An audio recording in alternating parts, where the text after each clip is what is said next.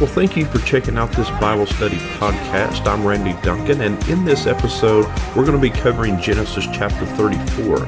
In the last episode, we covered chapter 33, which saw Jacob and Esau meet for the first time in 20 years. And now, with that behind him, Jacob goes his own way, temporarily settling just outside the city of Shechem, which is where we pick it up here now in chapter 34. So just jumping right in, verses 1 through 4 read, Now Dinah, the daughter of Leah, whom she had borne to Jacob, went out to see the women of the land. And when Shechem, the son of Hamor the Hivite, the prince of the land, saw her, he seized her, and lay with her, and defiled her. And his soul was drawn to Dinah, the daughter of Jacob. He loved the young woman, and spoke tenderly to her. So Shechem spoke to his father Hamor, saying, Get me this girl for my wife. Now, let me say this for starters. In the Hebrew, her name is pronounced Dinah. Some say Dinah, some say Dinah, but from here on, I'm just going to say Dinah. But more importantly, it tells us that she, quote, went out to see the women of the land. So first, most commentators view this as sort of an improper or imprudent act, because girls of a marriageable age would not normally leave a rural encampment like that to go unchaperoned into an alien city, especially among the Canaanites. Furthermore, the women of that land, if you remember, they actually grieved Abraham and Isaac and Rebekah, none of which wanted their sons to marry Canaanite women. Now, the text here apparently views Dinah's unconventional act here a little bit critically, because the Hebrew verb for, quote, to go out, just like the Aramaic and the Akkadian equivalents of the word, it carries with it a meaning that can denote sort of a promiscuous or a flirtatious conduct. Now, Dinah may have made friends with some of the women of the land, or maybe she was just looking to make some friends. We don't know. What we do know is that it was risky for an unmarried young woman to venture out on her own, again, especially in this area of Canaan. But either way, it tells us that Shechem saw her. Now, Shechem was the son of Hamor, who was the chief of the land. But Shechem saw Dinah, he took her, and he raped her. Now, the three Hebrew verbs used here, took and lay and force, they are of increasing severity and sort of underscores the brutality and the seriousness of the assault. In fact, the words used here that is translated as, quote, by force, it actually means that he made her suffer. And so the use of the word here makes it clear that Dinah in no way wanted what happened to her. It was clearly rape. Incidentally, this is actually the same sequence of words used to describe the acts of the Nephilim back in chapter 6, where it says that the sons of God, quote, saw that the daughters of men were attractive, and they took any that they chose. In other words, they saw and they took. And so it's a similar construction that's used here to describe what has happened. But verse 3 continues and tells us that Shechem was drawn to Dinah and he loved her. And so he tells his father, Get me this girl for my wife. It's interesting. Notice one thing that's missing in the description of Shechem's actions and then his apparent feelings for Dinah. There's no apology. There's no regret over his action of raping Dinah. Furthermore, if he really loved her, would he have raped her to begin with? But Shechem spoke to his father Hamor, saying, Get me this girl for my wife. And actually, the word for get me here, it literally means take for me. Again, it's the same root word used to describe his taking of Dinah by force. But verses 5 through 7 continue here. Now Jacob heard that he had defiled his daughter Dinah, but his sons were with his livestock in the field, so Jacob held his peace until they came. And Hamor, the father of Shechem, went out to Jacob to speak with him. The sons of Jacob had come in from the field as soon as they heard of it, and the men were indignant and very angry because he had done an outrageous thing in Israel by laying with Jacob's daughter, for such a thing must not be done. So, Jacob hears about what's happened, but he doesn't say anything until his sons come in from the field. Now, many commentators, they make a big deal here of Jacob's passiveness and his lack of leadership throughout this whole ordeal. Now, we'll revisit that here in a few minutes, but just something for you to sort of take note of as this scene plays out. And verse 7 says that Jacob's sons came in from the field when they heard, and they were angry because of the, quote, outrageous thing that had been done. Now, the Hebrew word there that is translated as, quote, outrageous in some versions, it's actually the Hebrew word nevalah. And it's a powerful term describing offenses that are of such profound abhorrence that they actually threaten to tear apart the fabric of Israelite society. And so, for society's protection, atrocities like this, they just can't ever be tolerated or go unpunished. So verses 8 through 12 continue.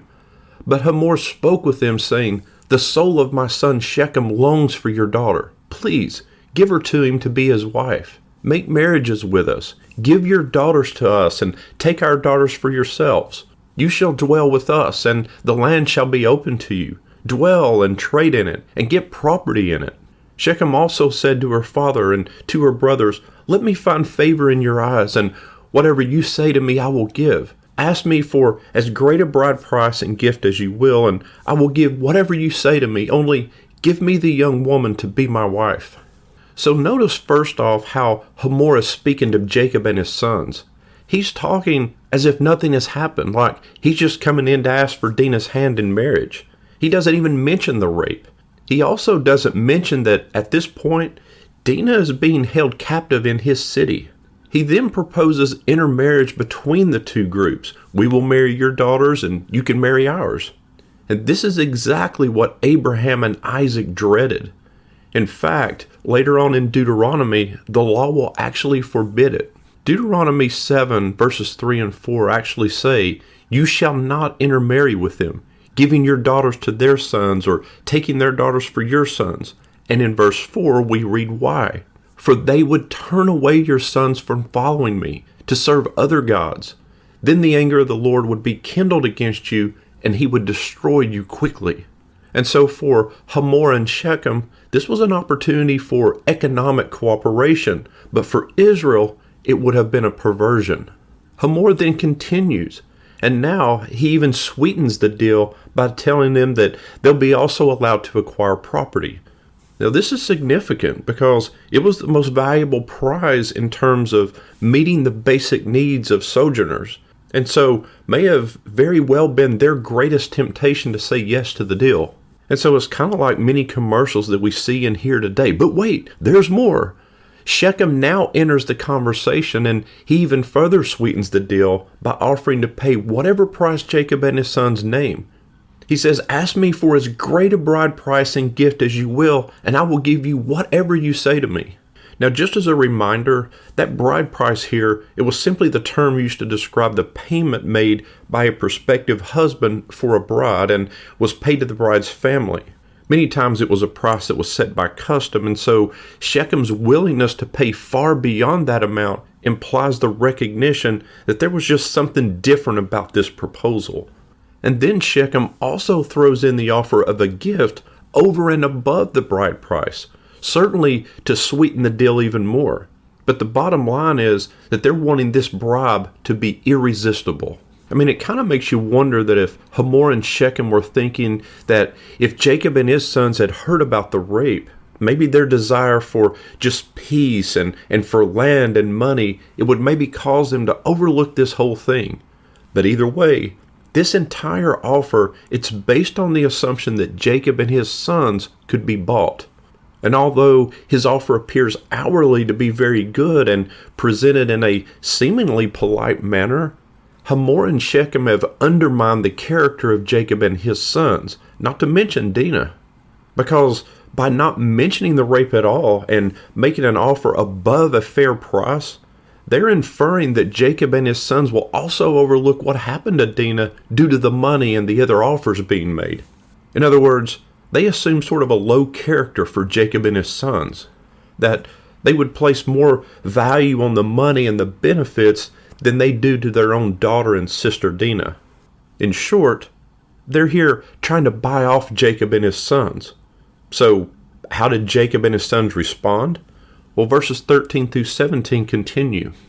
The sons of Jacob answered Shechem and his father Hamor deceitfully, because he had defiled their sister Dinah.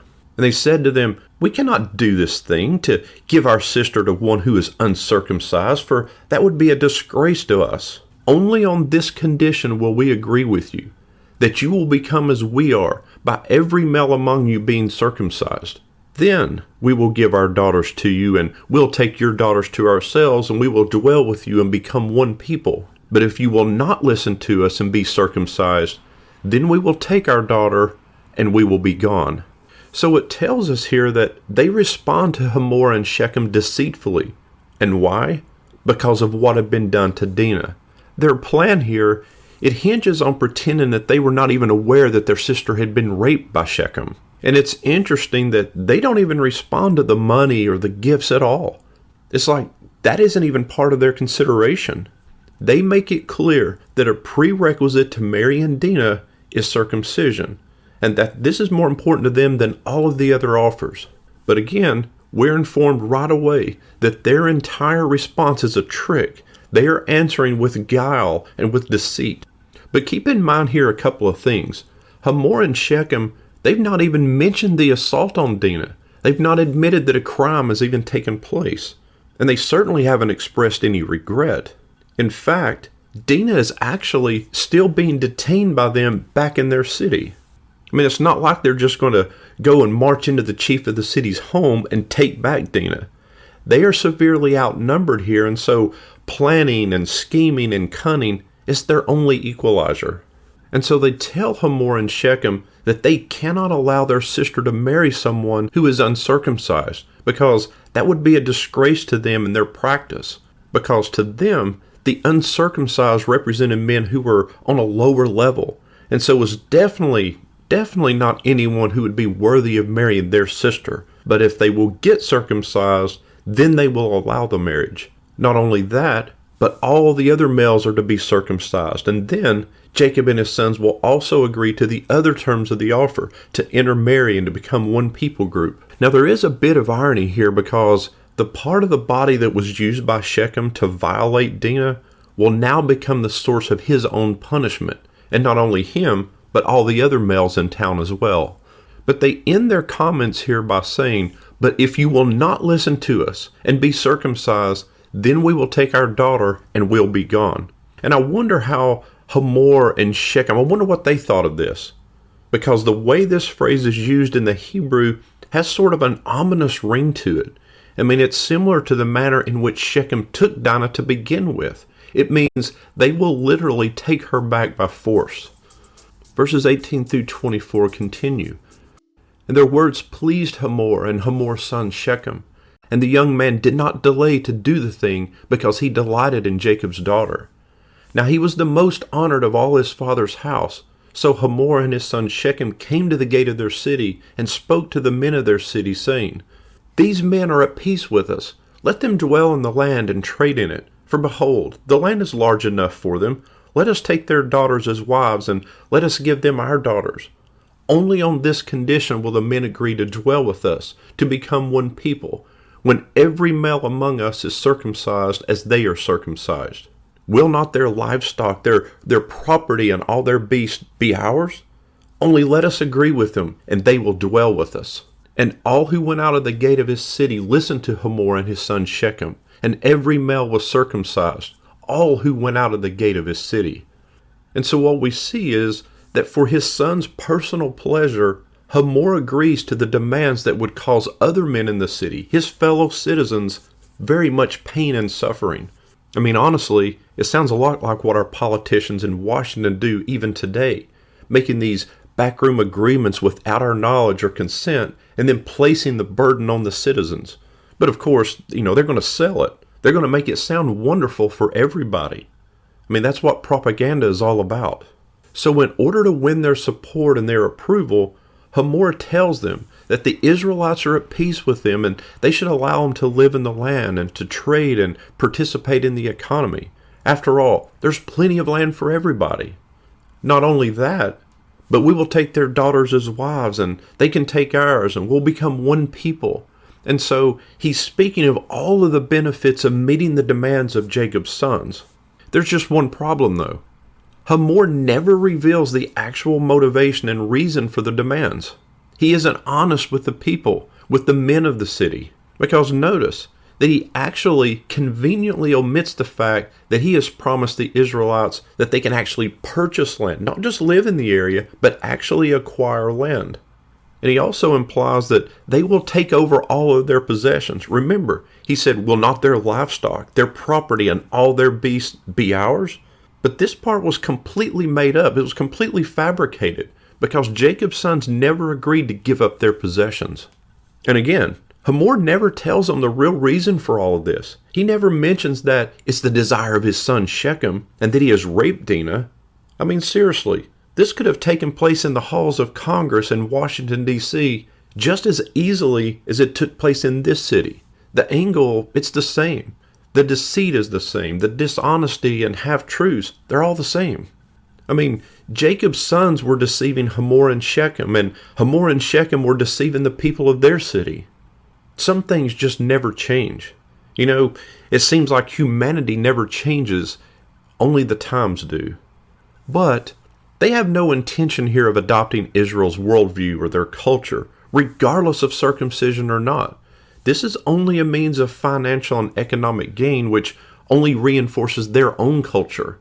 And so, like many political leaders even today, they make their own lust and their own desires appear to be in the best interest of their city and of their people.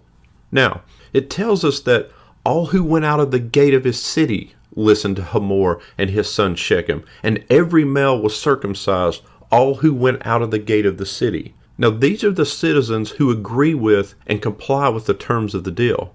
So when it says, quote, all who went out of the gate of the city, there are a couple of different thoughts on who exactly this is referring to. First, that may be referring to all who go out and enter the gates of the city, meaning all free citizens. But the more probable scenario here is that, quote, all who go out, it's actually just short for all who go out to war. In other words, that same verb is used in 2 Kings. It's also used in Amos in the same way. And so it would actually be referring only to males of military age. In other words, every able-bodied man. Verses 25 through 29 continue.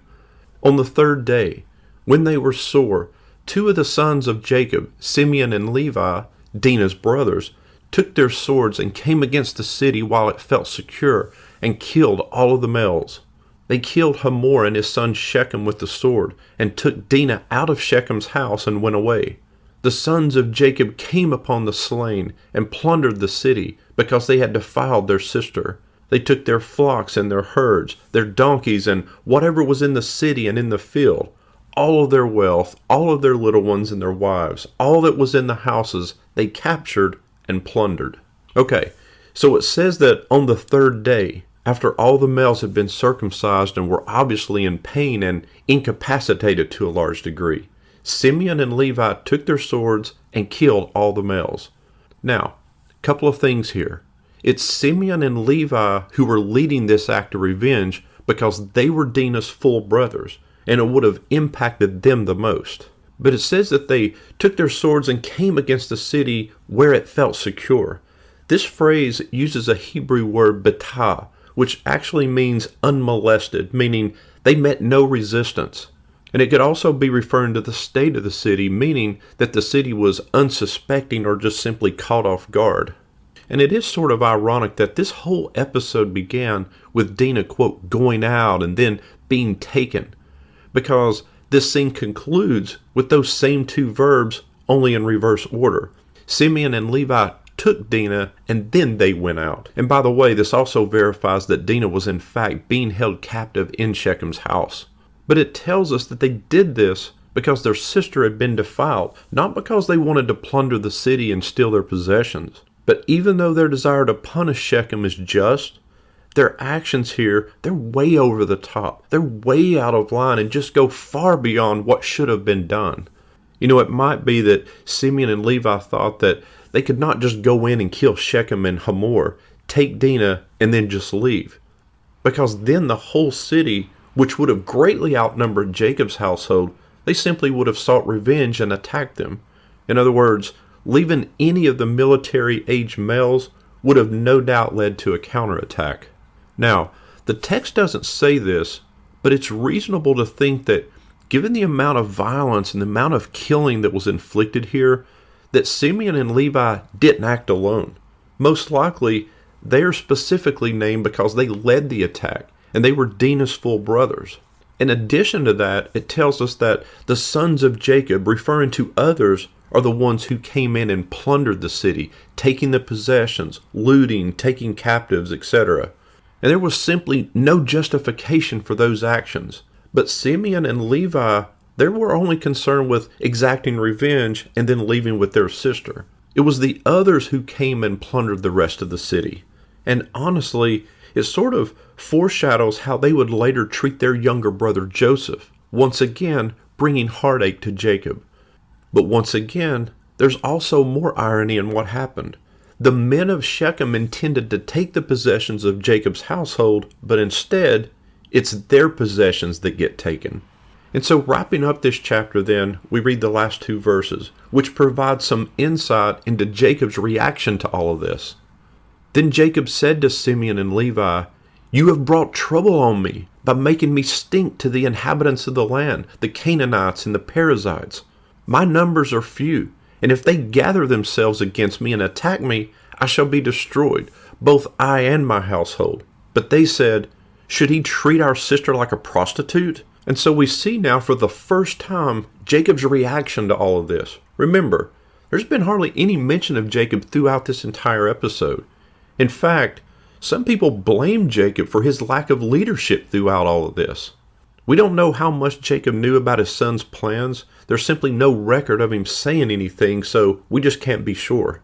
But regardless, here we are now, and Jacob intervenes for the first time apparently. And he does so by berating Simeon and Levi for what they've done. I mean, he's not happy at all here. He tells them, "Look, you've brought trouble on me by making me stink to the inhabitants of the land. Again, my numbers are few, and if they gather themselves against me and attack me, I shall be destroyed, both me and my household." It is sort of interesting, sort of insightful, because Jacob is not recorded as berating them for leading a raid and killing many men. In addition to Hamor and Shechem, he's upset and worried about retaliation and a potential attack on his house. Now, we don't see it right here in this scene, but to Jacob's credit, later on in Genesis, on his deathbed, Jacob strongly reprimands both Simeon and Levi for these acts of violence and cruelty. In Genesis chapter 49, verses 5 through 7, on his deathbed, Jacob says Simeon and Levi are brothers. Weapons of violence are their swords. Let my soul come not into their counsel, for in their anger they killed men. Cursed be their anger, for it is fierce, and their wrath, for it is cruel. I will divide them in Jacob and scatter them in Israel. So how's that sound for a blessing from your father on his deathbed? But in this scene, the 2 brothers actually have the last word. While Jacob is worried about an attack because of what they did and about losing his household and his family, Simeon and Levi ask, "Shall our sister be treated like a prostitute?" And the answer is no. No, she shouldn't. But taking Dinah by force, raping her, and then offering money and gifts and other benefits as a payoff, that's how Hamor and Shechem essentially treated her. Like a prostitute. Use her and then pay her. And then what? Who would then be married off to a rapist just so their household could feel safe and secure? And her brothers would have none of that. And they're calling Jacob out on his lack of action here. And they were reinforcing the idea that the women of Israel would not be regarded as objects of abuse. They wouldn't be paid off. They would not be dishonored like that without punishment. And so, as we bring this episode to a close, I just feel like I need to close out a little bit differently than I normally do, because right now I just personally know several people who are really struggling. They're dealing with terrible situations. They're fighting terminal diseases and illnesses, or they've lost family members recently, or they've just received a very, very bleak prognosis. And so I want you all to know that you continue to be in my prayers. But rather than saying a lot about that, I think this song communicates a lot better than I can what many people may be feeling right now, and I pray that God will bring you some measure of comfort during the days to come. And so I'll leave you with this. Hope it blesses you.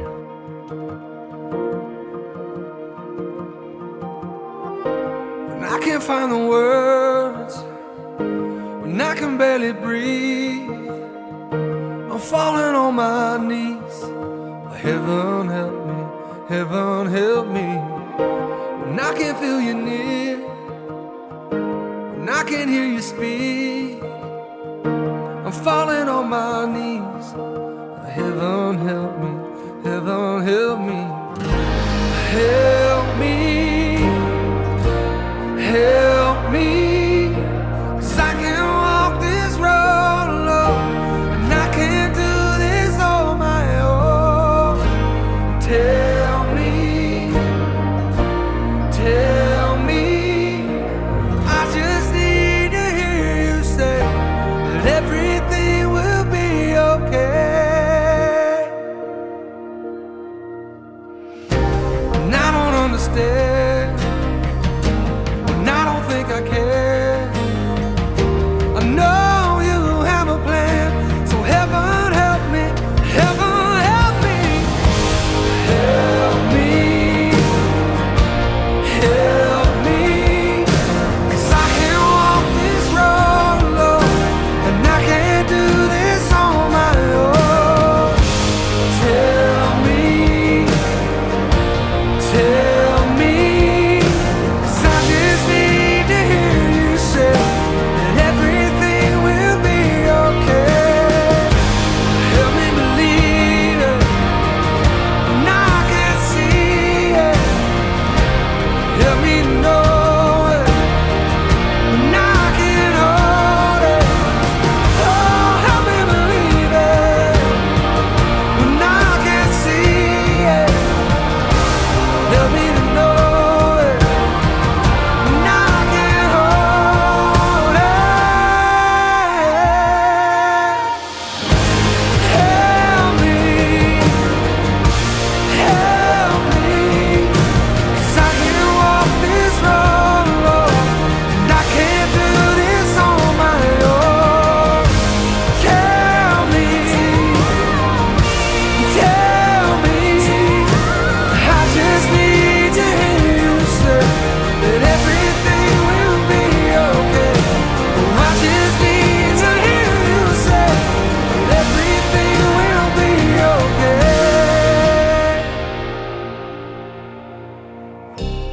I can't find the words, when I can barely breathe, I'm falling on my knees.